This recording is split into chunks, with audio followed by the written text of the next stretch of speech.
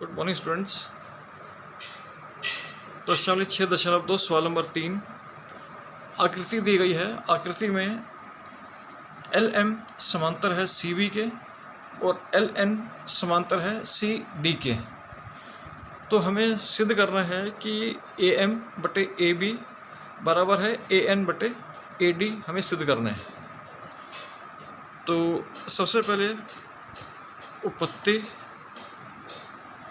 तो त्रिभुज A B C में, त्रिभुज ए बी सी में हमें जो दिया गया है कि एल एम समांतर है सी बी के समांतर है, एल एम समांतर है सी बी के। अब यानी कि इस त्रिभुज को देखते हैं।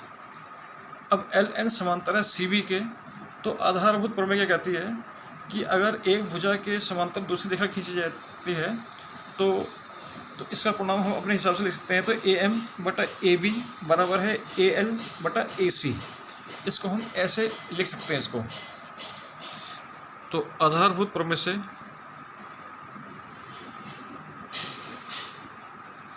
कि ए एम बटा ए बी बराबर है ए एल बटा ए सी। समीकरण नंबर 1, यानी कि ए एम बटा ए बी बराबर है ए एल बटा ए सी। इसी प्रकार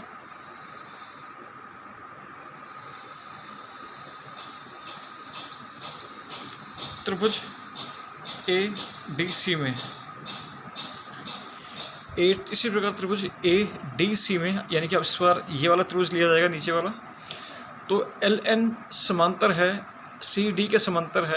तो इस समय जो परिणाम आएगा वो आएगा ए एन बटा ए डी बराबर है ए एल बटा ए सी। कि एल एन समांतर है सी डी के समांतर है। इसका मतलब ये हुआ कि ए एन बटा ए डी बराबर है ए एल बटा ए सी। समीकरण नंबर 2। अब समीकरण 1 व 2 में, यानी कि इसमें लिखेंगे फिर आधारभूत प्रमेय से।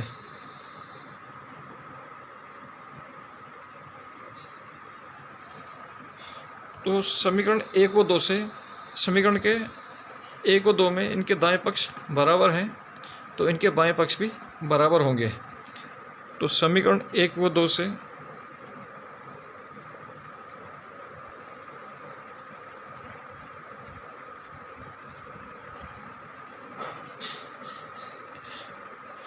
ए एम बटा ए बी बराबर है ए एन बटा ए डी। ये हमें सिद्ध करना था।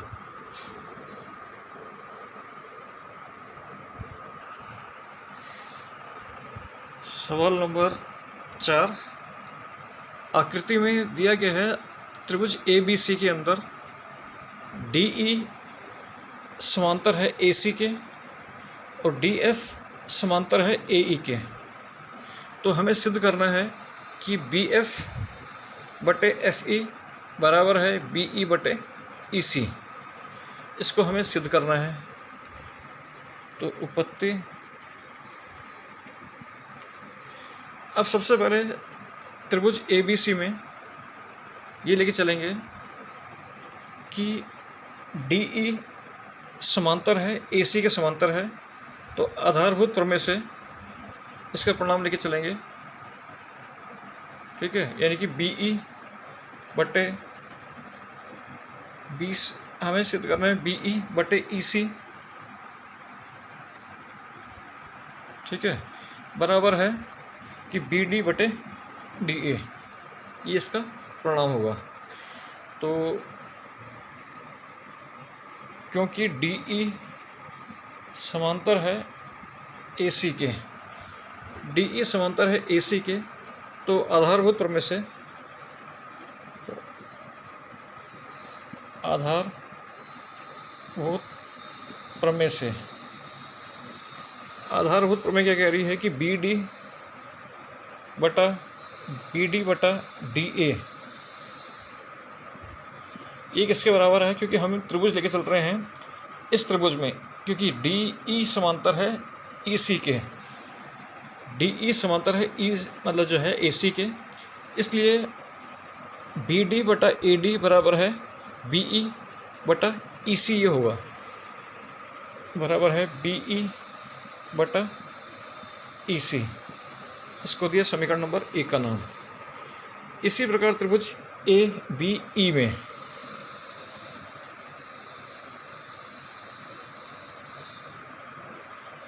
त्रिभुज ए बी ई में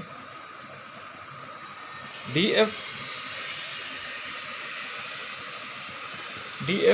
समांतर है ए ई के समांतर है, डी एफ समांतर है ए ई के समांतर है, तो आधारभूत प्रमेय से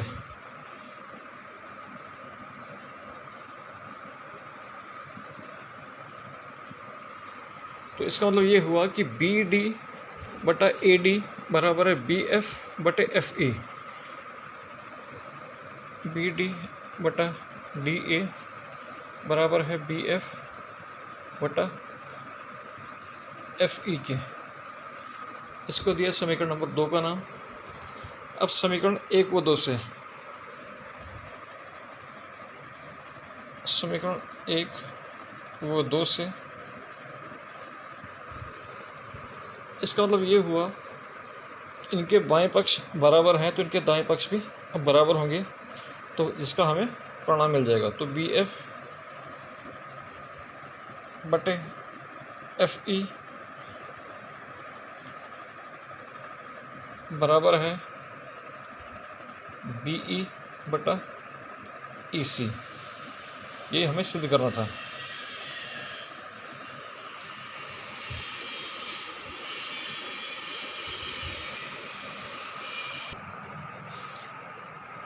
सवाल नंबर 5, आकृति में दिया गया है कि डी ई समांतर है ओ क्यू के और डी एफ समांतर है ओ आर के, और हमें सिद्ध करना है कि ई एफ ये समांतर है क्यू आर के समांतर है। तो सबसे पहले त्रिभुज पी ओ क्यू में लेके चलते हैं।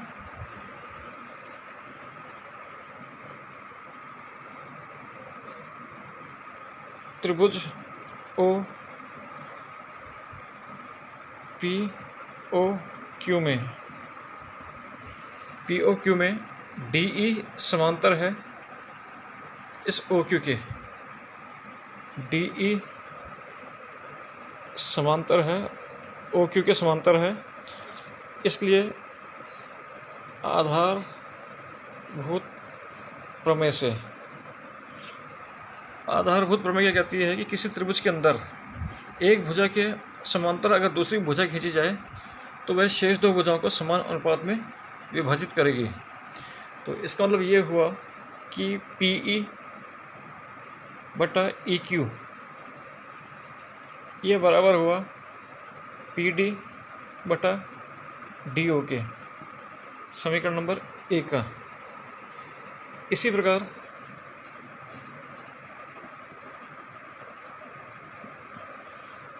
त्रिभुज पी ओ आर में,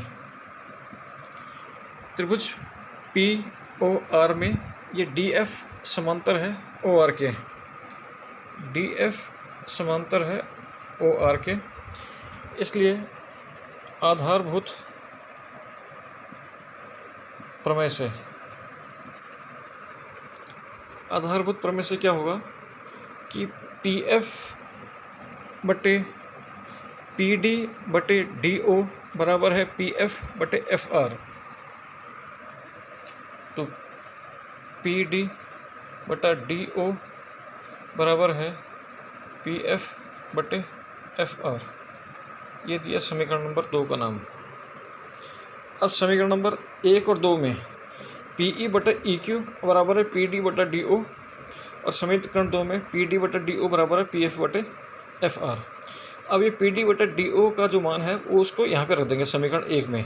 तो इस प्रकार समीकरण 1 व 2 से, 1 व 2 से तो पी ई बटा ई क्यू ये बराबर हुआ पी एफ बटे एफ आर के।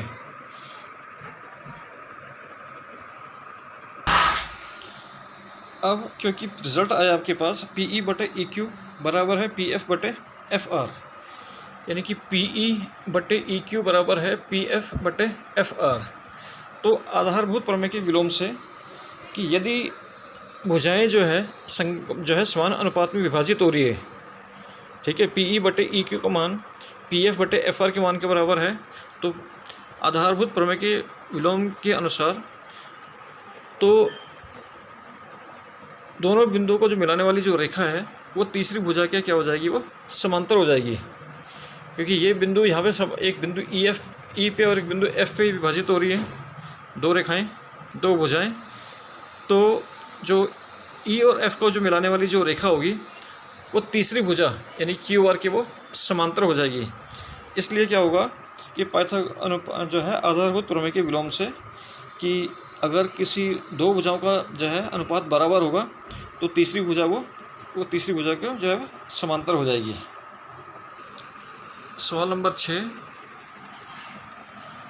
भुजाएं ओ पी, ओ क्यू और ओ आर पर बिंदु क्रमशः ए बी सी इस प्रकार से हैं कि ए बी समांतर है पी क्यू के और ए सी समांतर है पी आर के।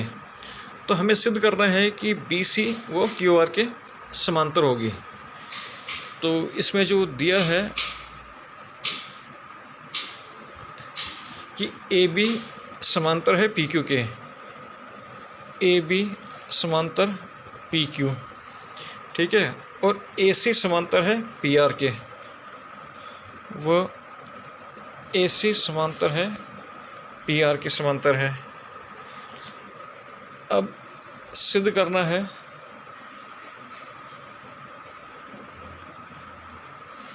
कि बी सी वो समांतर किसके होगी, क्यू आर के समांतर होगी। अब है उपपत्ति।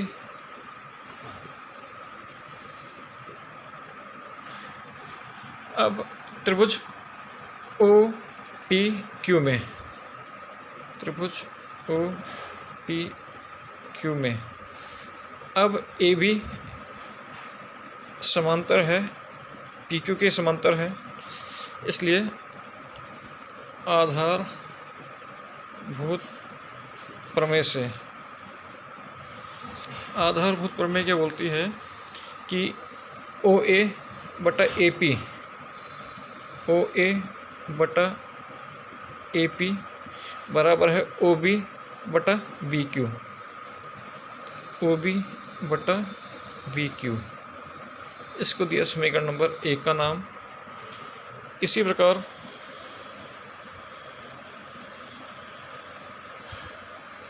अब त्रिभुज लेके चलना है ओ पी आर में, त्रिभुज ओ पी आर में ए सी समांतर है पी आर के, ए सी समांतर है पी आर के समांतर है, इसलिए आधारभूत प्रमेय से, आधारभूत प्रमेय से, आधारभूत प्रमेय क्या बोलती है कि ओ ए बटा ए पी बराबर है ओ सी बटे सी आर, कि ओ ए बटा ए पी बराबर है ओ सी बटे सी आर। समीकरण नंबर 2। अब समीकरण 1 व 2 से, ठीक है, तो इनके बाएं पक्ष बराबर हैं तो इनके दाएं पक्ष भी बराबर होंगे। तो समीकरण 1 व 2 से, तो इसमें क्या अपने पास परिणाम आया कि ओ बी बटा बी क्यू ये किसके बराबर आया, ओ सी बटे सी आर की, ये परिणाम हमें मिला, ठीक है।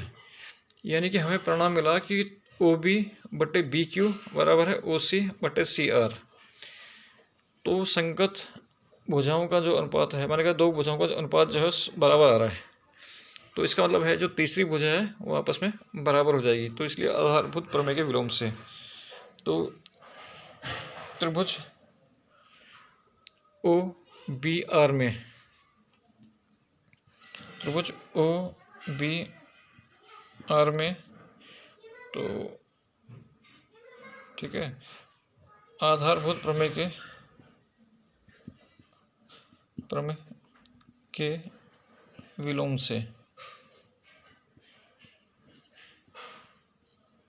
तो मैं सीधा इसका परिणाम लिख रहा हूँ, क्योंकि दो भुजाएं समान अनुपात में विभाजित हो रही है, इसका मतलब है दोनों बिंदुओं को मिलाने वाली रेखा तीसरी भुजा के वो समांतर हो जाएगी। इसका मतलब ये हुआ कि बी सी वो समांतर किसकी हो जाएगी, क्यू आर के समांतर हो जाएगी। यही हमें करना था।